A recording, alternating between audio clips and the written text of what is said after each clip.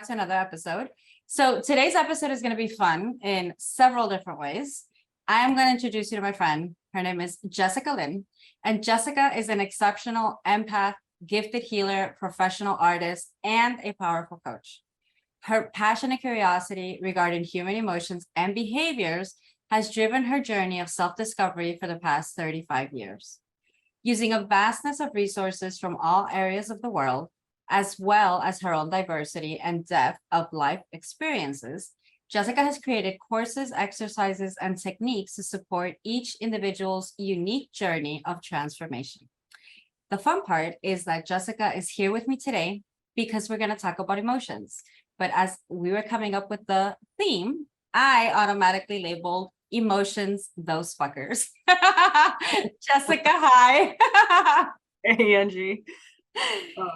So I know emotions are great, and I labeled them as a joke like that, but let's start with you from the beginning. How did you go about your spiritual path, and how did you come about working with emotions, and how did that come? Okay, so if I go all the way back to being a little child, I was an empath, but I didn't know that.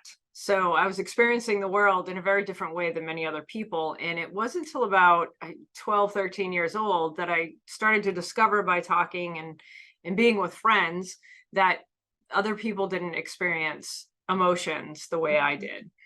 So I also grew up with a mom that was ill, and also in a very Catholic family. And I'm also gay. So dealing with learning that I was different in many, many ways from my tribe, my family, was also disheartening, and I didn't really know where to turn. Mm-hmm. So I was taking care of my mom a lot, and I had been committed to making sure that she didn't feel pain, and any disagreement with her or any desire that I had to be different or to have something more that she couldn't provide caused her pain. So I ended up shutting off myself. I just turned it off. I stopped wanting, I stopped desiring. It just became, I was here to help others and sacrifice who I was for that. Mm-hmm. You can imagine how that played out as I got older in relationships. And I ended up having a rather volatile relationship with someone that lasted about 3 years. And at the end, I had a friend, the last friend that would actually listen to me complain about this relationship, slammed the door in my face. And I found myself completely and utterly alone. And the only place I could turn was a friend's mom. And I happened to knock on her door on a day that she, by some miracle, was home from work. And I was crying, distraught, and she welcomed me in. She introduced me to all these foods that I'd never had before, fruits that I'd never even seen before. I'm from New England. I was in Florida. We have star fruit here, and like I'd never mango. I'd never even papaya, I think was another one. I'd never tried these things before. So she was opening my mind and expanding me just with the fruits and the foods and the drinks she was serving me. And then she started asking me questions. And that was very different than a lot of people that were like, you know, it's this way, do this, do that. And at the end of it all, she didn't give me any advice. She handed me a book. She handed me the book, Creative Visualization by Shakti Gwan. And I read this book, and it was mostly about you can change your life by visualizing and feeling the visualization within, but for the good of all. Mm-hmm. And for the good of all was the really key part. And I started doing these practices and trying them out. And I started realizing the biggest key component that woke me up was I do have power within me to change my life. I'm not just a victim. And so I got hooked on these types of books. And so I went to Barnes and Noble, and I sat in a corner and I pulled books out. And the ones that I got drawn to the most were shamanism. And I started reading a lot about that and learning the Native American way of how they dealt with spirit, how they dealt with that, which they called great mystery, which I loved because it is a mystery. And all of this was opening me up and showing me a new insight that, of course, being Catholic and the religion and the strict rules and them telling you how you're supposed to think and act was very, very different. And so this just kind of like blew me open. And for the first time in my life, I was just like, give me more, and felt that I had a way to discover how to help myself.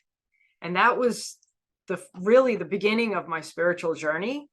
And then the true key that helped me discover the emotional side of it was one of those books, and I can't remember the name, and I know someday it's going to be revealed to me again because I really wish I remember it.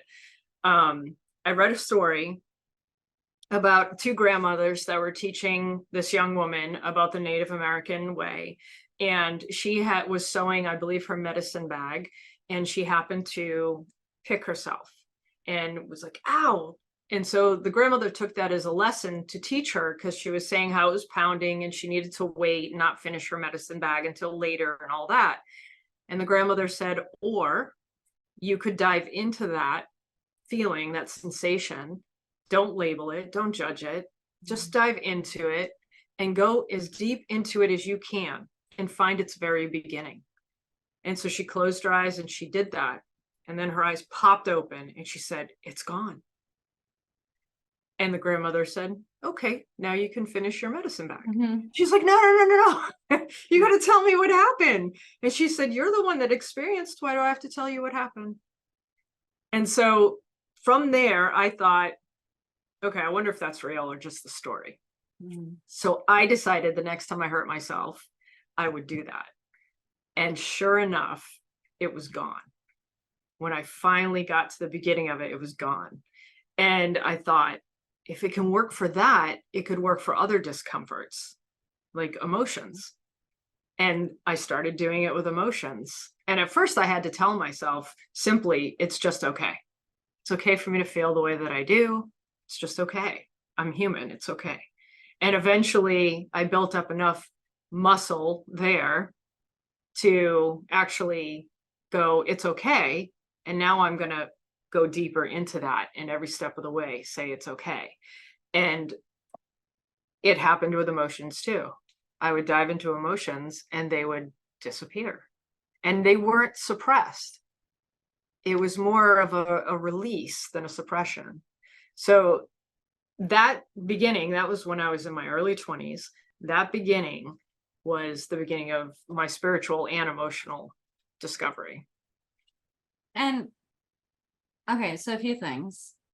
Thank you for being so open to that degree. And I've shared with you before our recording, precisely, I like hearing everybody's experience of what happened that led us to what we're doing today, because there's so many of us that go through that. And one of the things that you said was you went from trying to understand and then not know how to feel and then not know who to reach out to, and then by a miracle somebody was able to help you.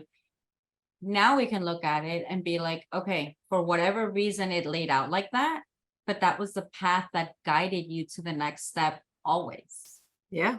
And those are the things we see after the fact. The reason I like asking people is so that people going through that now, for some reason, in one way or another, because not every story is going to be the same. It's okay, if they got over it, it's going to be okay, which leads us back to the emotion. So one of the things we haven't talked about yet, I strongly believe emotions, mind, everything is connected, right? So when we have a thought, it creates the emotion. We have an emotion, it creates a thought.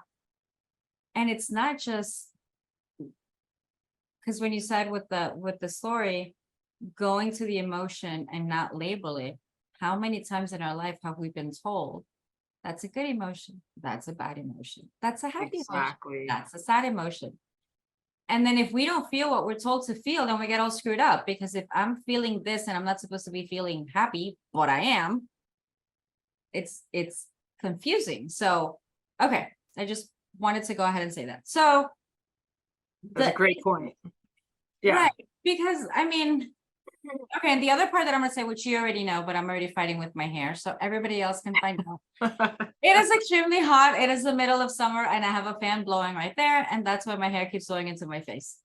And I'll probably eventually do pick it up because it's And gonna. then you can go, and I'm feeling because of it.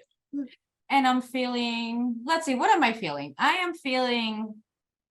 Actually, I'm feeling fun. I'm just feeling hot. It's like I'm not even feeling anything. It's just like it's funny to me, right? It's like it's funny to me. It's like, okay, I always play with my hair, but this is a different kind of playing. I'm like actually pulling it out of my face.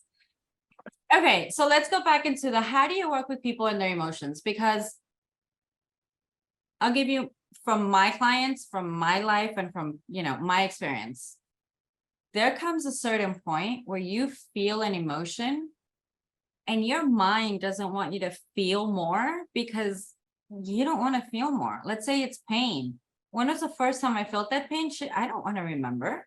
That's why I called it those fuckers, because it's like they just come up at you, or you could be super happy and then you have a miscellaneous thought for like half a second and you don't even catch it. And then it just triggers you to the point that you're already feeling an emotion you were completely opposite to.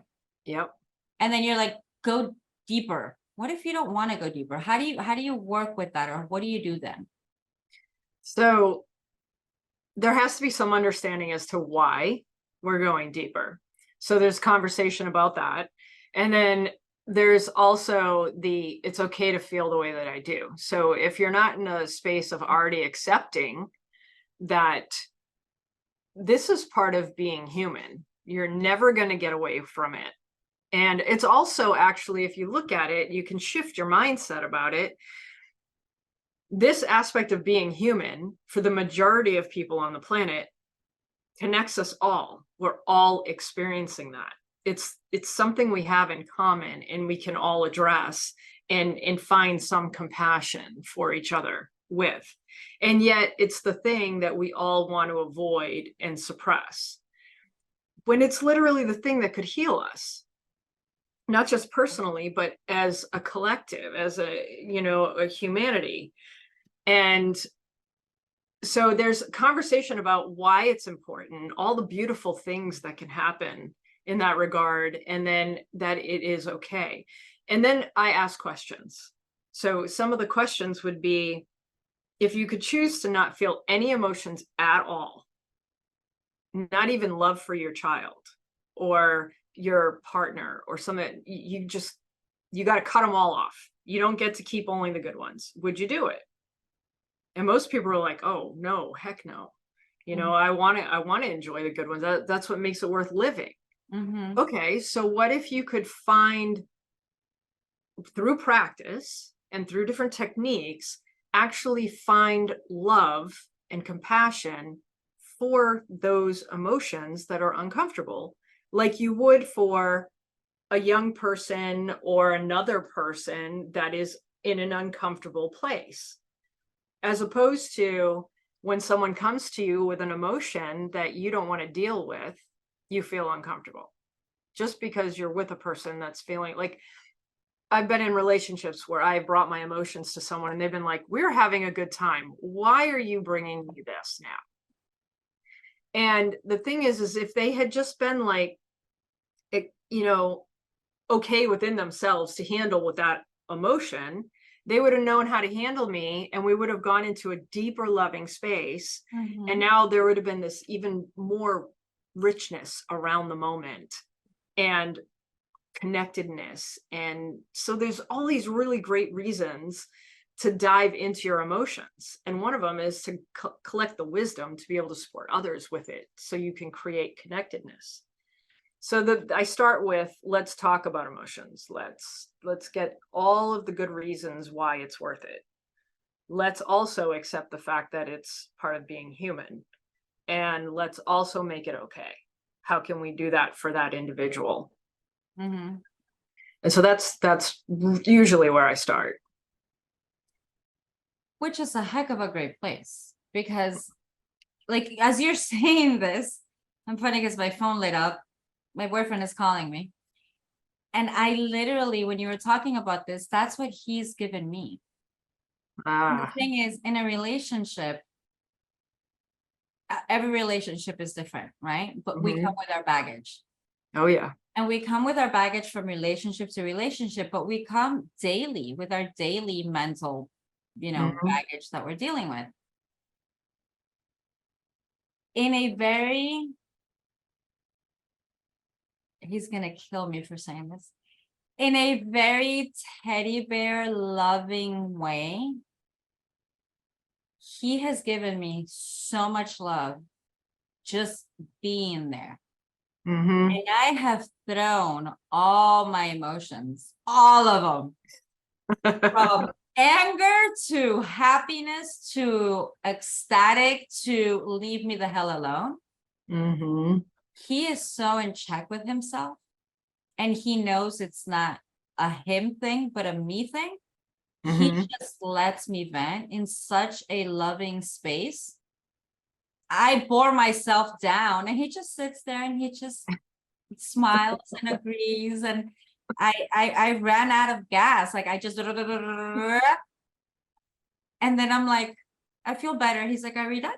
But and it's what you just said. It's if we take all those emotions and see them in the other person from such a loving, and how the world can change and how we can actually, Um, it's not just in relationships, it's with everyone. yeah. Yeah, it's every type of relationship. And that's why I speak about sacred interactions.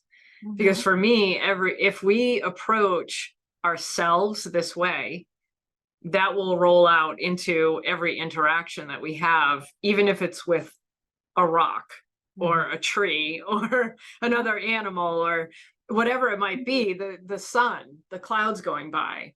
We're looking at it as something that's in support of us, and we are lovingly in support of it.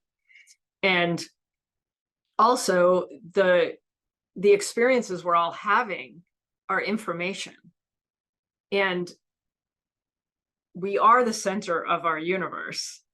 We are the center of our own little world. Like no one can experience what I experience, what I think, what I see, what I feel. And I'm having this realization right now too, that I've been calling myself an inner well-being coach. And I asked myself this question the other day, and it was like, inner well-being, where is that? Where is inner? And I started to realize that it's everywhere. And so inner is expanding into something else. And I will have a different title as a coach someday, because I was like, it's not in my heart and it's not in my head. It's not even in this body. And and if it's in my consciousness or my spirit, well, then that's everywhere. So what do I mean by inner well-being?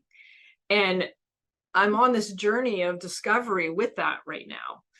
And that's because it's every interaction with every, like even you with the fan right now. Which I'm That loving. I am actually loving you right now. see, I see am. Actually, when you said that and you said the sun and the clouds, I mentally thought, I'm like, I love you. yeah, the Yeah. breeze. The breeze. Yeah. Yeah. Yeah, so we can bring that into everything. It's information for us, every single thing. And when it comes to our emotions, it's no different than words, really. Oh, I like But that. people put so much more emphasis on the emotions, and I really truly believe it's only because they don't know what to do with it. Like we know what to do with words to a good degree. We even know when the words come at us and they trigger us, we know how to trigger back, you Mhm. know, and hopefully we can work on not doing that. But with emotions, a lot of people just have no clue, no idea, even when it comes to spirituality. They But just that's don't know what to do. also right. But sorry, but that's also because, okay, your parents weren't taught that. Their Nope. parents weren't taught that. For Mm-mm. example,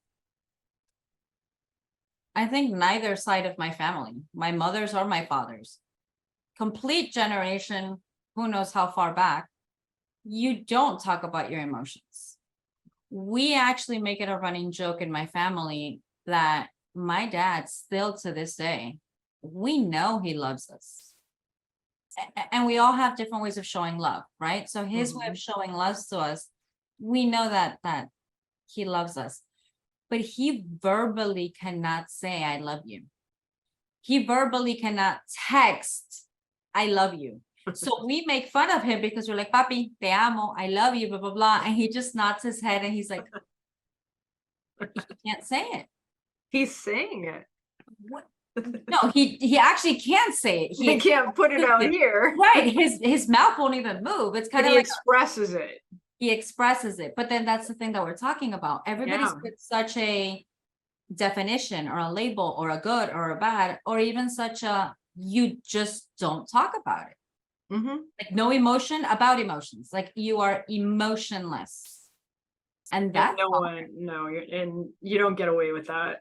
Well, you don't, because then it all comes inside and screws something up, because we all have emotions. We're human. But if we don't know how to deal with them, we don't know how to express them. We don't, I mean, or we'll get a wrong affection, and I don't know. It's just emotions. Those fuckers are just because we haven't been taught how to love them completely, and all of them, like you said. Yeah. And it is, you're right. It is because we haven't been taught how to deal with them, and we have been taught certain things about them that much of what I believe is untrue.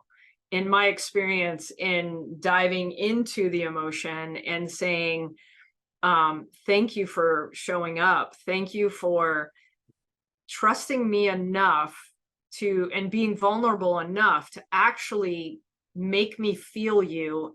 Kind of, to me, it's kind of like that child that's like tugging on you. It's a little tug, like, can I have some attention? I know you're busy, but I really need you right now. Our emotions have no other way of communicating except feel me.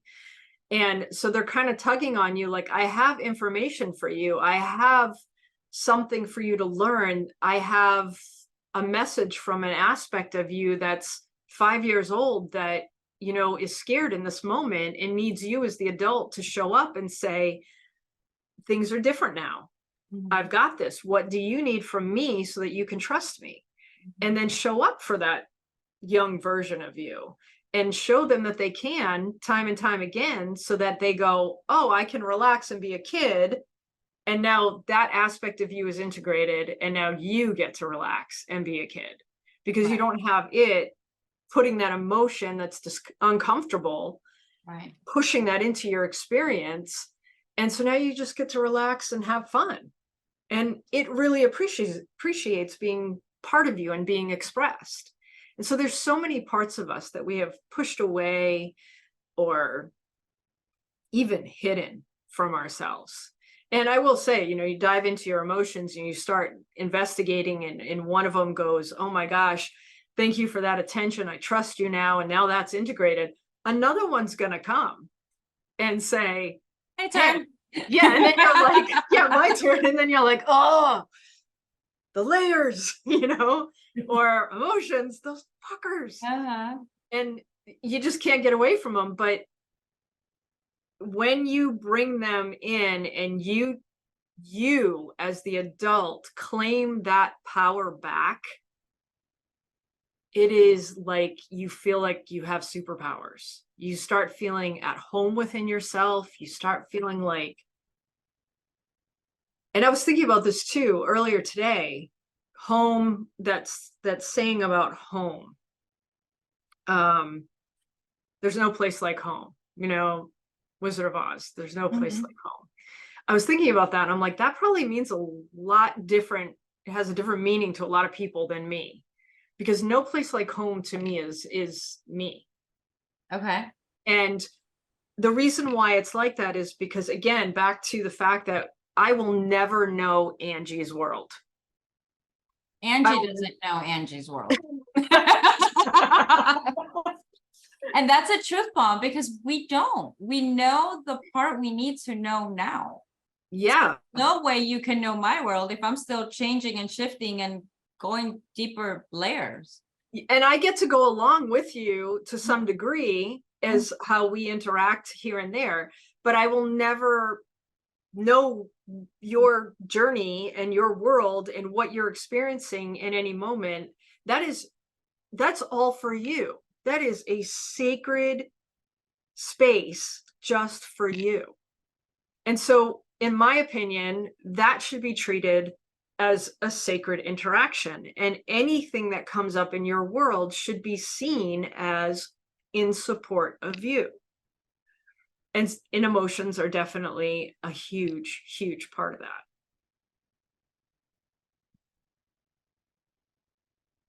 I absolutely love what you just said.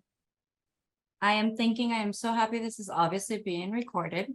And I completely just got why you're called sacred interactions. Well, that's why. But I just got a glimpse of your world. Yeah, I hadn't seen. that's true. Yeah. And that's exactly what this is. So going back to emotions and going back to all these things, when you and I have chatted before, when you and I have done programs before, whatever it is, it's at the level of whatever we're doing. But the emotions are such a sacred thing to each of us that you just gave us a glimpse. And like I said, I hadn't seen that. Now it like all the puzzle pieces are like, oh, that's why she said this, and this. Got it. Yeah. And sacred interactions is like, along with the inner well-being coach, that's expanding for me too, as I dive deeper into that and into the learning of, this is really hard to explain, but I show up in the world very much just me.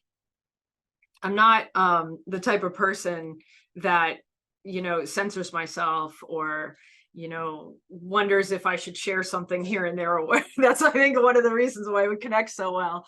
But I mean, I'm the same. Nah. no. Nah. So with sacred interactions, I really do want, I wish I could stand on a mountaintop and scream this out to everybody and just be like, people, wake up, because it feels so good to know that no matter what comes at me in each and every moment, I have done the work in my world, in my space, and I've treated it as sacred enough for all of, and I'm not going to say all, much of it to show up in support of me now, as opposed to coming in and resisting what I want to do, or even the fact that I want to share this with everyone and say, you can feel so good right here, no matter where you are and no matter what's coming at you. And even with wanting to do that, emotions come up. The emotions go, wait, are you really sure you want to scream that to the world? People might think you're crazy. You're going to hear a lot of this or that or whatever. The thoughts come in, the emotions come in. And to me, I'm now in the space where I go, thank you. Now there's a new part of me that I can communicate with and bring on my team. All I got to do is navigate and figure out what it needs to be able to trust me and to bring it in support of this calling, this mission, this message that I want to share with everyone. So to me, it's an excitement when uncomfortable emotions come up now. Not to say that I don't have my moment where I cry and, I have the ugly moment and I reach out for help from friends and family and etc. That's critically important. Mm-hmm. But even in the midst of that very uncomfortable spiraling moment, I have a part of me that's excited and knows that on the other side of this is something amazing, and I'm going to feel more powerful for it. So my vulnerability equals power. And the more that I do that, the more I show up in a powerful way with my vulnerabilities, the more powerful I become, the more safe I feel within myself. And most people look at being vulnerable as, and I'm not going to say most, I'm going to say many, as weakness. And I have found it's completely the opposite. So if anything, I'd love to encourage people to at least consider these ideas that we're talking about, because there's so much to discover. There is. And going on that, and you just said my vulnerability is my power. I had a similar experience with surrender. So it's the end of last year. How would you describe, because let's use me for an example so you can understand what I'm saying. Theoretically, I understood the definition of the word surrender. And for many points in my life, I thought I had surrendered until that moment in my life actually came at the end of last year. And I felt the actual surrender. And now it's like, how do I describe it to you? How do I define it to you? Because even the words are words I've always heard, but it's that feeling, and it is a feeling. With vulnerability, how would you describe to somebody? Because people are like, oh yeah, I'm vulnerable. But of course, there's ego, there's walls, how do you know when you're actually being that vulnerable? So I explain vulnerability to people as powerful vulnerability, and then vulnerability that the majority of people use as a definition. And most of the time that's a needy vulnerability, as in, I'm going to show up with all my baggage and my drama, and I'm going to drop it out, and I'm going to expect you to fix me. I'm even going to be mad at you when you choose not to. And I'm going to tell you what, some people will even tell you exactly what they need, and will not even consider how that may affect your life or how you feel about that need. They're just demanding it. And if you have a healthier boundary system, you will respond to that with your boundary, and they will very often literally say the words, "You don't love me." And so that's a very needy, and that's just one example, but that's a very needy vulnerability. Powerful vulnerability would be, I know I'm responsible for my world, my emotions, my pains, my discomforts, my thoughts, my reactions, my responses. I know that I am fully responsible for me and all that is. With that, I've also checked in and I've done what I know I can do for me. To that degree, I'm stuck, or I just feel that I need that hug, that extra love, or something like that. And I'm going to go to you and be vulnerable and say, right now I'm feeling, and what I want or need or wish I could have from you is, and if you can't, that's okay. And it doesn't have to be said that way, but if someone responds and says, I don't have the time for you right now, I'm not going to fall apart and be like, you don't love me. I'm just going to say, I totally get it. And then there's a bigger picture to all of this. You're not supposed to be the one to help me right now. In the bigger picture of spirituality, I have to trust that I'm always in the right place at the right time, successfully engaged in the right activity. And so when someone says, I don't have the time for this right now, and they might even say, I wish I could, but I don't have the time. My response inside, of course, to them is, thank you. I love you anyway, no matter what. But then for me, it's, I get to practice knowing that I'm okay anyway. So that's a gift from them. I get to practice knowing they still love me, and that they practice their boundary, and I'm grateful for that, and to see it that way. And I also get to recognize that either I'm supposed to figure this out myself, or that's not the person I'm supposed to receive from. And so I can then check in again. And if it's somebody else, then I go to the next person I've thought of. And if they are able to offer it to me and we have that sacred interaction where they support me, then that's the way it was supposed to happen. And there's something in it for them too. Just like there was for the person that said no to me. It's all for all of us. We're teacher and student and support, and the one that needs the support, we're always flip-flopping that all the time. And sometimes it's all we're doing it all at the same time. Mm-hmm. And so in the realm of spirituality, it's always perfect. Right. There's information for you every moment. Right. And again, that's when we see it afterwards. But what you're relating to is acknowledging that in that moment. Yeah. I could notice that, oh yeah, he actually gave me better advice than that person would have. But it's actually getting it in that moment as in, no, I can't help you right now. Oh, okay, fine. I'll just fix it and deal with it on my own versus, oh, you're not the person. So I love that you said that because that brings super awareness. Hun, we are definitely running out of time. That went by really fast. Yeah, it did. But I want people to reach out to you. I want people to learn more of everything that you're doing, because on a personal level, I know everything that you're doing.